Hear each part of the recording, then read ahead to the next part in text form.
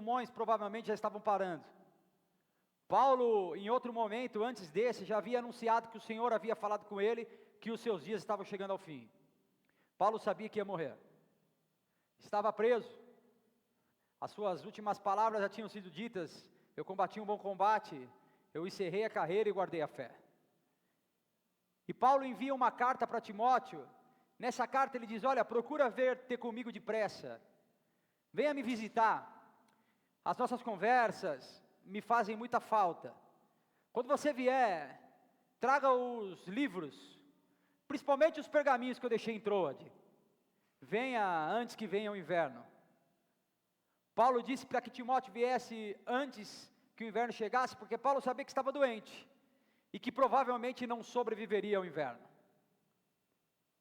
É verdade que quando a carta chegou, Paulo já estava morto, e Paulo nunca mais teve a oportunidade de ver Timóteo e vice-versa.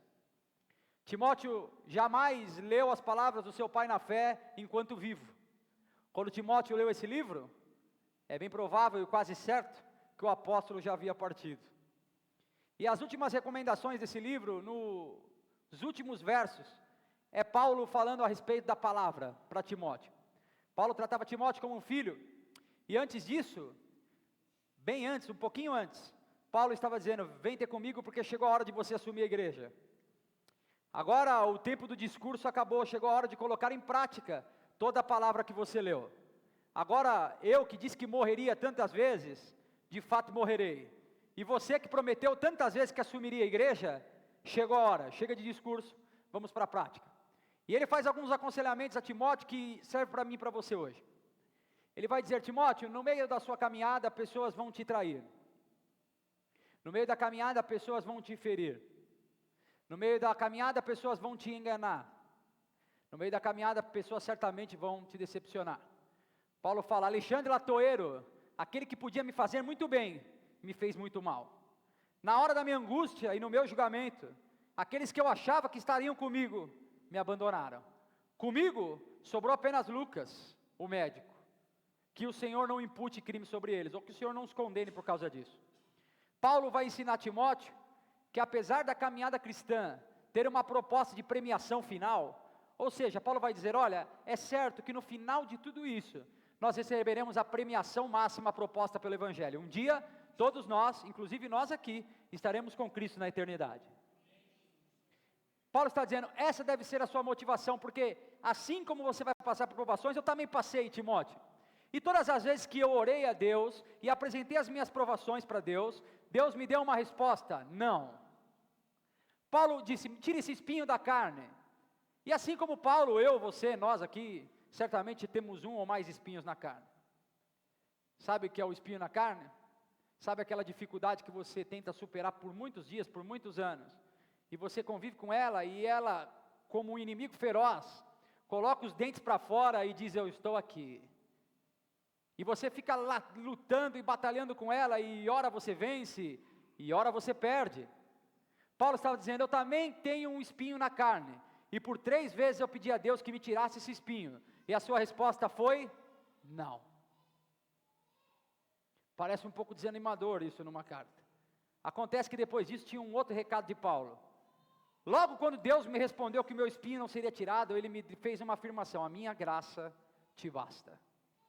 Paulo está dizendo: Timóteo, outros pregadores vão voltar atrás, pessoas vão desistir da fé, pessoas vão desanimar, pessoas vão tirar os olhos de Jesus. Tu, porém, fica firme na palavra que eu te ensinei.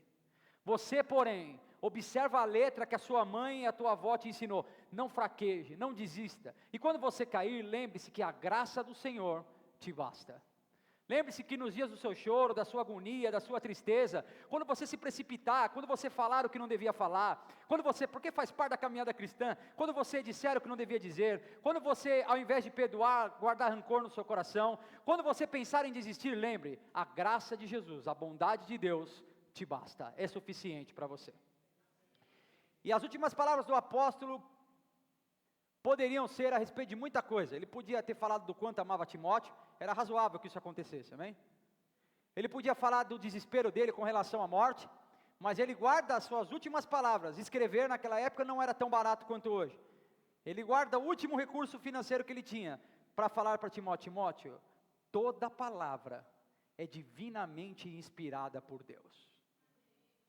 Ao fazer isso, Paulo está mostrando o que realmente importava no seu coração. O apóstolo que já escarrava sangue, ao invés de contar para Timóteo das suas dificuldades, ele fala: Timóteo, guarda a palavra. Timóteo, não importa o que está acontecendo aqui, o que está acontecendo aqui comigo é o que era para acontecer. Deus nunca mentiu, me chamou para padecer pelo Evangelho, e cá estou eu padecendo pelo Evangelho. Mas esqueça tudo isso, lembre-se apenas de uma coisa: guarda a palavra. Toda palavra é divinamente inspirada por Deus. Jamais se esqueça, se você quer lembrar de mim por alguma coisa, se você quer ter alguma boa memória de mim, Timóteo, se você quer ter alguma boa lembrança, lembre-se, eu guardei a palavra. Guarda a palavra, porque ela é fiel. Irmão, eu quero usar esse momento para reforçar as palavras do apóstolo Paulo, para mim e para você enquanto igreja. Nós vivemos em um mundo fluido, em que várias propostas, várias vozes externas, tentam nos amedrontar, tentam nos desviar do foco, tentam tirar a nossa visão daquilo que é bom, perfeito e agradável. Porém, a convocação do Senhor, a solene convocação de Deus, continua a mesma que foi feita para Timóteo: guarde a palavra. Seja fiel às Escrituras. Eu sei que nós chegamos à igreja cheio de dificuldades, e nós esperamos que o pastor lance algum poder mágico sobre nós, ou que ele fale alguma fórmula mágica que resolverá os nossos problemas. Mas a verdade é que não existe fórmula mágica. É que não existe um pó mágico que resolve tudo. A solução dos seus problemas, a orientação que você precisa, o socorro que você espera, está na palavra. A revelação autêntica e suficiente de quem Jesus é. Se você quiser saber sobre salvação, leia a palavra. Se você estiver com dificuldade, leia a palavra. Se os seus dias forem de choro, de mágoa, de tristeza, de lamento, se o vício te venceu, se a dificuldade te venceu, se a pornografia te venceu, se você tem apanhado fragorosamente dos seus defeitos, delitos e pecados, leia a palavra, ela é suficiente. Pedro vai se despedir, e antes de se despedir ele fala: lembre-se, fiel é a palavra, e digna de toda aceitação. Deus está em Cristo, reconciliando o homem consigo mesmo, através da sua palavra. Seja fiel à palavra, e essa palavra transformará os seus dias. Paulo, o grande apóstolo da graça, vai se despedir, e a primeira coisa que nós precisamos pensar é no quanto ele valorizava a palavra. Sabe, nós tivemos governos, filósofos, pessoas que tiveram duas abordagens com relação à Bíblia. A Bíblia, esse livro aqui. A primeira era dizer que ela não era real. Quem que já ouviu? Não, a Bíblia é uma anedota, ou ela é um conjunto de alegorias. Não, isso aí é uma história. Fuja de pessoas assim.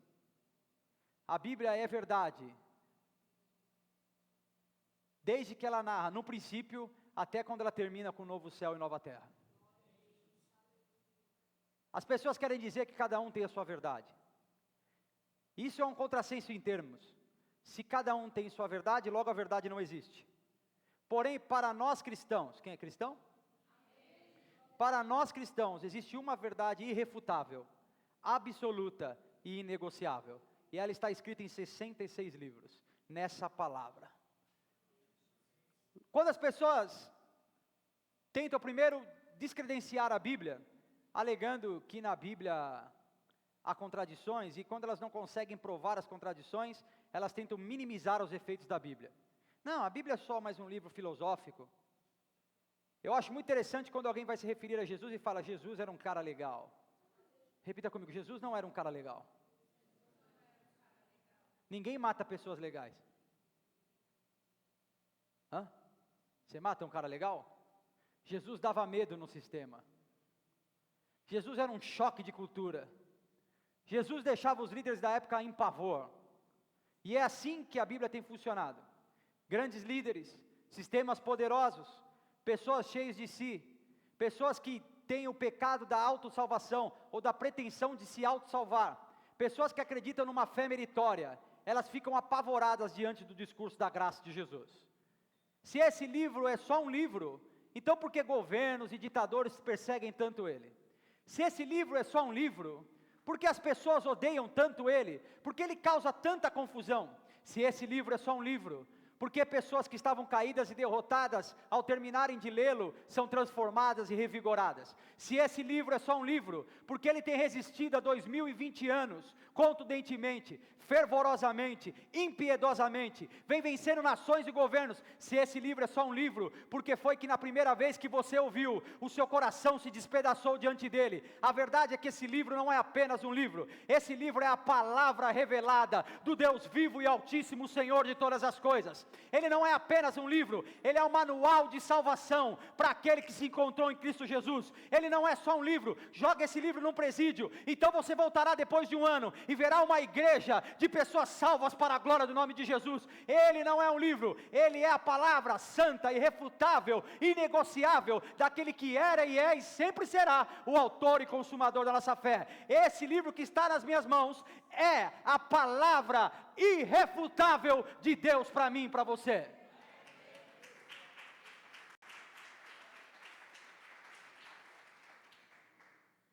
Considerando essas informações, eu gostaria de fazer 3 afirmações a respeito desse texto. Considerar 3 aspectos. Gostaria que você repetisse comigo. A Bíblia é a verdade absoluta.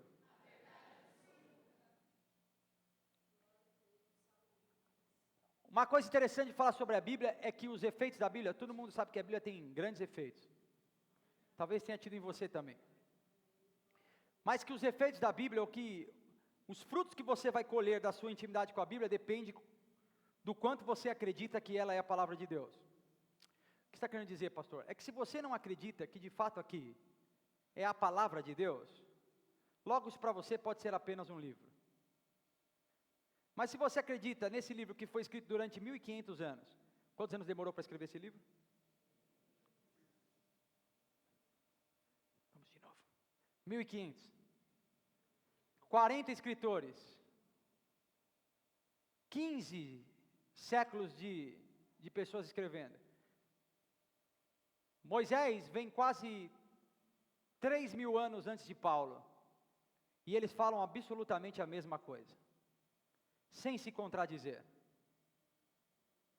Se você acredita que esse livro é o que é a verdade absoluta, logo ele precisa reinar sobre a sua vida. Logo as orientações que estão aqui precisam ser consideradas como verdade absoluta. As que você gosta e as que você não gosta. As que você acha boa e aquelas que você acha castigante. A Bíblia afirma que o reino de Deus é um reino de oportunidades. O reino de Deus é um reino de possibilidades. É porque você não liga, porque você não deve ter tanto pecado quanto eu. Mas quando eu ouço que o reino de Deus é um reino de oportunidades, eu fico muito feliz. A Bíblia diz que a misericórdia do Senhor se renova toda manhã. Que nós estávamos perdidos e fomos achados, estávamos órfãos e fomos adotados. Não merecíamos perdão, porém fomos acolhidos. A Bíblia afirma que nós somos salvos por iniciativa de Jesus, porque Ele nos ama e não porque nós merecemos. E isso é muito bom. Porém, a mesma Bíblia que afirma que há grandes oportunidades também faz grandes exigências. Ela exige uma vida transformada, ela exige uma série de renúncias. Então, quando eu digo que a Bíblia é a verdade absoluta, eu devo estar disposto tanto a receber as benesses de Deus, quanto cumprir as suas exigências. Você quer que Jesus seja o seu Salvador? Então Ele precisa ser o seu Senhor. Quem aqui já viu a oração do pecador? Aquela que o pessoal faz o desafio, fala, eu confesso, Jesus. Quem aqui já ouviu isso? Tem uma sequência, como meu Senhor. Não tem um pacote light. Eu gostaria de receber o Senhor apenas como meu Salvador. Ou Ele é o Senhor e Salvador, ou Ele não é seu Salvador. Não tem meio pacote com Jesus. Se você quer Jesus como seu Salvador, logo você terá que aceitá-lo como seu Senhor. E se Ele é o seu Senhor, então você precisa aceitar a Bíblia como verdade irrefutável. Esses dias eu estava conversando com uma pessoa e a pessoa disse, não sei quem disse para mim que a Bíblia contém a palavra de Deus. Irmãos, toda vez que você ouvir um pastor, um pregador dizendo que a Bíblia contém a palavra de Deus, só tem 2 hipóteses. Ou ele está endemoniado ou enganado. De qualquer forma, eu te aconselho a não ficar no recinto. A Bíblia não contém a verdade de Deus, ela é a verdade de Deus. Eu sempre digo isso, Deus não existe. Deus é. A ideia de existir passa pelo espaço-tempo. Você precisa tocar, apalpar, sentir, provar. Deus já existe muito antes que o tempo existisse. Ele é o que é. Senhor dos senhores, Criador de toda a eternidade. E sua palavra é o que é. Não precisa da nossa avaliação, precisa apenas do nosso reconhecimento e da nossa submissão. Você não precisa aceitar a Bíblia. O que você precisa é se curvar diante da verdade que está diante dos seus olhos, exposta diante da sua alma. Você não precisa concordar com tudo. O que você precisa é obedecer a palavra. Então os seus dias serão dias de paz e de descanso em Cristo.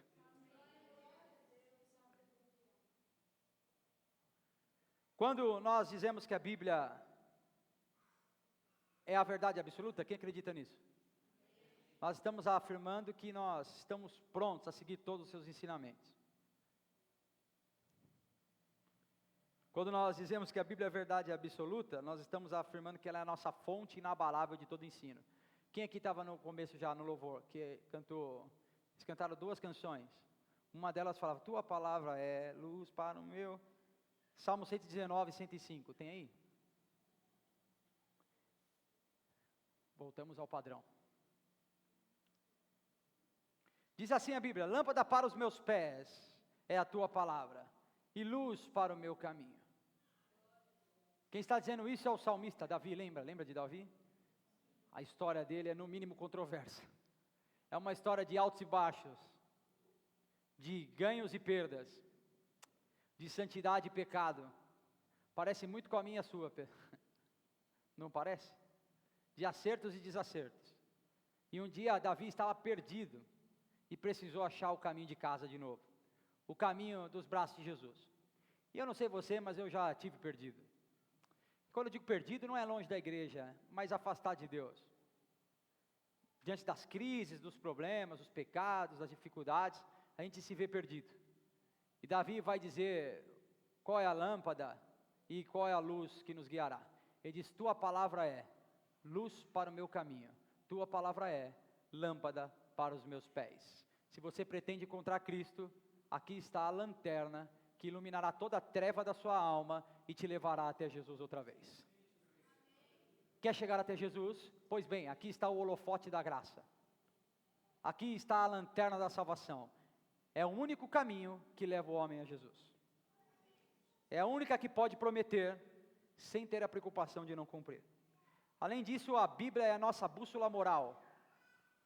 Eu disse isso no domingo e aí 2 pessoas até me mandaram um direct depois. Nem todo pecado é crime. É ou não é? Quer um exemplo prático? A igreja acredita à luz das escrituras que ter filhos fora do casamento é um pecado. É crime isso no Brasil? Se fosse, a gente tinha 50 milhões de pessoas presas. A Bíblia afirma e a igreja reafirma que sexo antes do casamento e fora dele é pecado. Afirma ou não afirma? Alguém vai preso por causa disso? Meu Deus, imagina se fosse preso, Senhor amado. Não ia ter cadeia no mundo aqui. 4 bilhões de pessoas presas. No tempo em que os valores são diluídos, meu Deus. Porém, nada disso é crime. Agora, todo crime é pecado. E aí, respondendo a pergunta de domingo, pastor, todo crime é pecado? A ideia de pecado é errar o alvo. Essa é a tradução para a palavra pecado. E errar o alvo na Bíblia é toda vez que eu firo a Deus ou o meu próximo. Logo, todo crime ou fere a Deus ou o próximo. Portanto, constitui-se pecado. Só abri esse parênteses para explicar o que me perguntaram no domingo. Mas a verdade é que se a Bíblia não é a sua bússola moral, não faz sentido ter uma moralidade adequada. Se você não tem o seu coração na Bíblia, por que não trair a mulher? Se Jesus Cristo não é o seu padrão, por que não pegar um dinheiro que não é seu? Se Jesus Cristo não é a sua fonte de moralidade, então por que não ter vários namorados? Ao mesmo tempo que Jesus é nosso Salvador, Ele também é a nossa bússola moral. Inclusive, Ele é a bússola moral para nós nos acharmos e nos reacharmos. Porque não quer dizer que a Bíblia é uma boa bússola, que a gente é um bom leitor de bússola. Às vezes a bússola está mandando para o norte e nós estamos indo para o sul. Mas a verdade é que a Bíblia é um livro de encontros e reencontros. Se você encontrou Jesus, se você ainda não encontrou Jesus, pois bem, a Bíblia é o farolete que ilumina Cristo e a obra dele por você. Mas se você encontrou e caiu e desanimou, tudo bem também. A Bíblia é aquela que te reanima, que revitaliza a sua alma e te leva para Jesus também. A Bíblia é um livro de encontros e de reencontros. Não importa se você vai encontrar a primeira vez ou se você vai reencontrar pela milésima vez. Fato é que a graça de Jesus repousa sobre você e você pode, através das Escrituras, encontrá-lo ou reencontrá-lo. Ponto 2, repita, a Bíblia não se adapta ao homem. Eu sempre ouço discurso por aí, Jesus é do tamanho do seu problema. Quem aqui já ouviu isso? Se Jesus é do tamanho do seu problema, corra dele, que é um Jesus pequenininho, esse Jesus. Esse pode ser o Jesus da teologia coach. Esse pode ser o Jesus das conversas que rendem. Esse pode ser o Jesus dos falsos pregadores. Mas o Jesus que você serve está escrito em Efésios 3:20. Aquele que é maior do que aquilo que nós podemos pensar ou imaginar. Jesus não é do tamanho do seu problema, ele é muito maior do que você pode compreender. Jesus não é do tamanho da sua dificuldade. Se você fez uma imagem de Deus do tamanho da sua dificuldade, esse seu Deus é muito fraco. Eu te convido a olhar para o Deus que é criador do céu e da terra, que pode todas as coisas, que desconhece o tamanho da sua dificuldade, que passa por cima da sua dificuldade como um trem, passa em cima de uma bicicleta numa linha férrea. Deus é soberano e poderoso sobre todas as coisas. Ele é muito maior do que qualquer necessidade, qualquer dificuldade, qualquer deficiência, qualquer infortúnio que você possa ter. Ele é Senhor de tudo e pode tudo. Ele não é do tamanho da sua deficiência, ele é do tamanho do seu projeto, do seu sonho e muito maior daquilo que sua mente pode calcular. A mente do homem não consegue conceber o tamanho de Deus, porém o coração de Deus e a sua graça consegue direitinho se encaixar sobre o homem. Não somos nós que os descrevemos, e sim ele que fala a nosso respeito. A Bíblia não se adaptará às suas vontades. Eu sei que a gente tende a querer que a Bíblia se adapte à nossa vontade. Às vezes a gente até prega colocando Deus de acordo com as nossas falsas teologias. A verdade é que você deve se adaptar às Escrituras e não as Escrituras a você. Não seremos felizes quando descobrimos um segredo da Bíblia. Nós seremos felizes quando conseguimos cumprir ela. Tem um monte de gente vendendo um segredo aí. Não, compra aqui meu curso que você vai conhecer o segredo da Bíblia. O esoterismo, faz fumaça no vídeo, é quase uma macumba crente.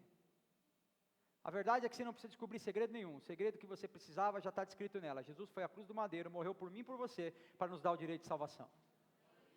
E não importa o quão condenado você se sinta, não importa o quão discriminado você se sinta, o quão apartado você se sinta, o quão julgado você se sinta. A verdade é que Jesus morreu por mim e por você também, para perdoar os seus pecados mais terríveis, aqueles que você não tem coragem de falar em voz alta, sabe?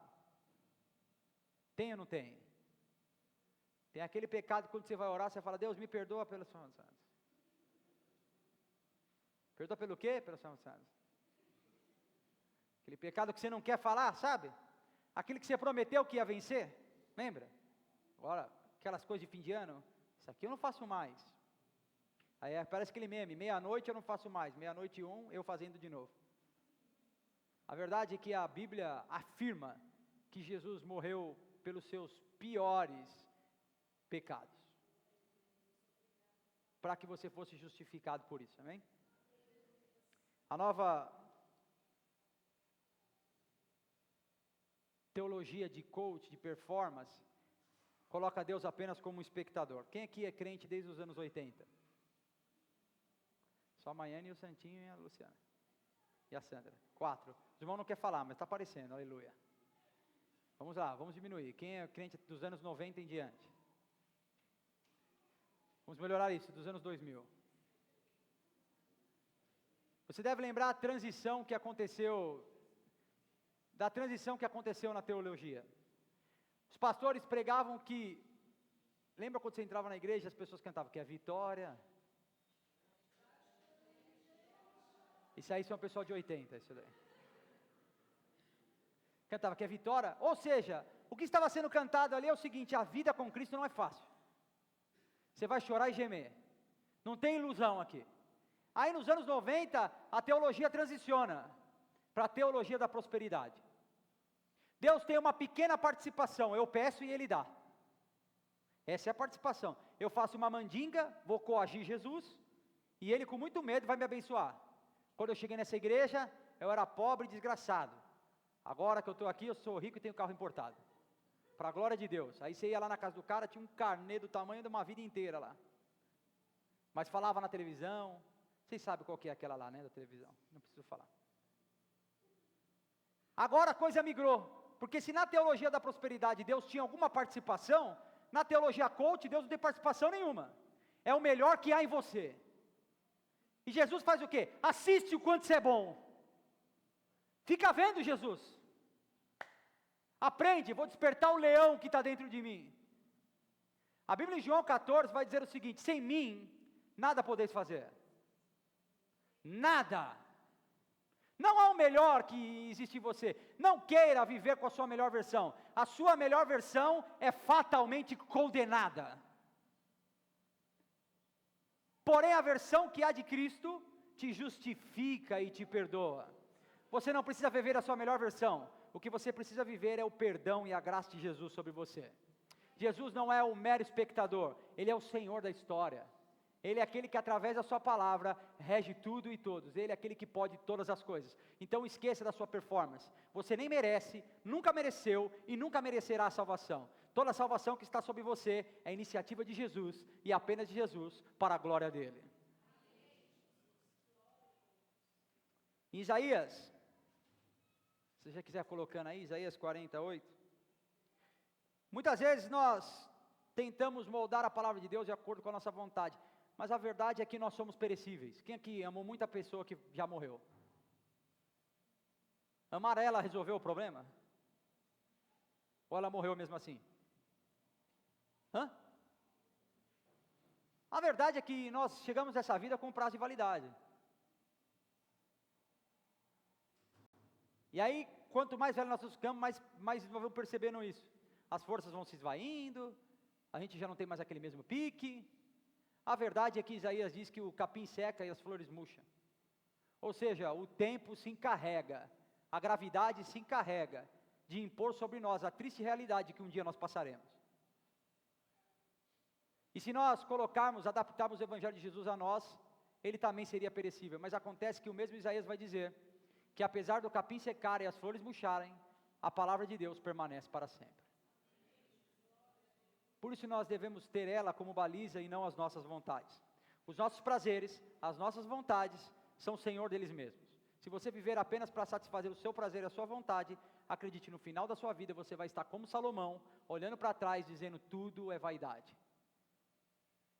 Já o apóstolo Paulo, que viveu as vontades de Cristo e os seus cativeiros, olhou para trás e disse: eu combati um bom combate. Foi difícil, mas eu consegui. Eu guardei a fé. Eu fui até o fim. Deus nos chama para sermos obedientes à sua palavra. Mesmo quando nós enfrentamos dificuldades e contradições pessoais. Nós não temos o poder e nem o aval de Jesus para adaptar as escrituras à nossa realidade. Na verdade, nós devemos praticar o nosso discurso. Discurso sem prática, dizer que ama sem amar, dizer que perdoa sem perdoar, dizer que é de Jesus, sem revelar o caráter de Jesus, é uma grande mentira, um pecado mortal. E Tiago, no capítulo 1, no verso 22, vai dizer isso. Ele diz: sejam praticantes da palavra, não apenas ouvintes. Caso contrário, vocês enganarão só a si mesmo. Ninguém engana a Deus, irmão. Gálatas 5 vai dizer o seguinte: não vos enganeis, de Deus ninguém zomba. Tudo que o homem plantar, esse mesmo colherá. Ah, mas eu quero parecer crente. Está enganando só você mesmo. Você não está enganando Deus não, irmão. E se o seu discurso não coadunar, não for coerente com as suas ações, então você é só mais um mentiroso da fé. Agora, se você, com uma ação, conseguir representar pelo menos 10% do que você fala a respeito de Jesus, então você está no caminho de ser transformado por essa palavra. E por último, é que a Bíblia não anula nossas experiências pessoais. Eu sei que eu falo, quando a gente fala só lápis escritura, as pessoas falam, só escritura. O irmão vem contar às vezes, o irmão não tem nem tanta instrução, vem falar de uma experiência dele com Deus, e a gente faz um mau juízo sobre isso. Não, esse cara está inventando, ele é pouco escolarizado. Mas a verdade é que o mesmo Deus que se revela através da palavra, se revela de maneira pessoal e íntima. Dá para entender isso ou não? As suas experiências não vão virar doutrina. Ah, pastor, é que eu vi um anjo com a espada de flamejante, furando a cabeça do capeta. Olha, irmão, essa é a sua experiência. Eu não vou criar aqui o grupo do anjo flamejante que fura a cabeça do capeta, só porque você teve uma visão. A doutrina cristã é bem estabelecida. Porém, isso pode mudar a sua vida. Uma experiência com Deus. Quem aqui lembra-se da mulher no poço de Jacó? Lembra dessa passagem? Jesus pregou para ela? Jesus falou, se você conhecesse com quem você estava falando, você me pediria água, e eu te daria uma água que você nunca mais sentia sede. Não faz nem sentido esse discurso aí, parece um discurso meio maluco. Ela fala, veja que tu és profeta. Jesus pregasse para ela 3 horas não funcionaria, o que Jesus deu para ela foi uma experiência transformadora, íntima. E o fato da palavra de Deus ser a nossa regra, não muda o fato de que nós podemos ter experiências com Deus. Você pode e deve cultivar o seu relacionamento íntimo, pessoal e privado com Jesus. Alimente-se da palavra, doutrine-se, discipline-se na oração. Seja enveredado pelas doutrinas e disciplinas cristãs, e você vai ter a sua própria experiência. Lembra Jó? Capítulo 42, verso 2. Antes eu te conhecia, de ouvir falar. O Senhor era uma história para mim, mas agora os meus olhos te viram. É disso que Deus está falando, Ele quer que os nossos olhos sejam capazes de vê-lo. E aí eu quero encerrar dizendo o que a Bíblia fala a respeito das nossas experiências, que está em João 14, 26. Diz o seguinte, mas o Espírito Santo é conselheiro. O Espírito Santo que o Pai enviará em meu nome, ensinará a vocês todas as coisas, e vos fará lembrar daquilo que eu disse a vocês. O Espírito Santo é o nosso instrutor. Esse livro, sem ler, quando você lê esse livro sem a presença do autor, ele é só um livro. Como assim, pastor? Esse é o único livro que você pode ler com o autor presente. O autor do livro prometeu que estaria e está conosco todos os dias. Ele não escreveu o livro, autografou e foi embora. O seu autógrafo são as marcas de sangue, as marcas nas mãos, que constituíram a sua igreja. Você pode ler o livro na presença do autor. Jesus está aqui e o Espírito Santo de Deus está morando em cada um de nós. Eu vou encerrar. Vamos ficar em pé que nós vamos orar? A palavra